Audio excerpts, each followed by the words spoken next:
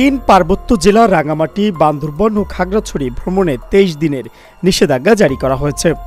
রোববার দুপুরে সংশ্লিষ্ট 3 জেলা প্রশাসন জারি করা এক নির্দেশনা থেকে এই নিষেধাজ্ঞার ব্যাপারে নিশ্চিত হওয়া গেছে।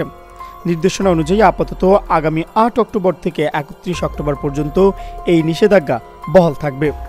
অবশ্য কী কারণে এই ভ্রমণ নিষেধাজ্ঞা তা পুরোপুরি স্পষ্ট করা হয়নি।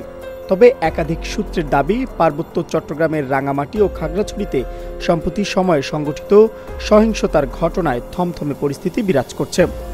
বিদ্যমান পরিস্থিতিতে পার্বত্য চট্টগ্রামে বেড়াতে আসা পর্যটকদের নিরাপত্তার কথা বিবেচনা করে এমন সিদ্ধান্ত নেওয়া হয়েছে। রাঙ্গামাটির জেলা প্রশাসক মোহাম্মদ মোশাররফ হোসেন খান জানিয়েছেন, সার্বিক পরিস্থিতি বিবেচনা করে 3 পার্বত্য জেলার ক্ষেত্রেই এই নির্দেশনা জারি হয়েছে। তাছাড়া সাজেক ভ্যালিতেও অনির্দিষ্টকালের জন্য ভ্রমণে নিরুৎসাহিত করেছে জেলা প্রশাসন।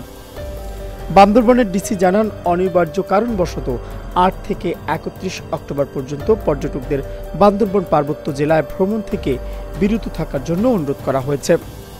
খাগড়াছড়ির জেলা প্রশাসক মোহাম্মদ শহীদুজ্জামান বলেন, সম্প্রতি খাগড়াছড়িতে বেশ কয়েকটি বড় ধরনের অপ্রীতিকর ঘটনা ঘটেছে।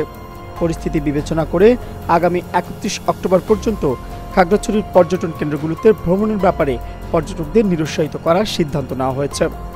Mohammad Shafiqul Islam, Asian television.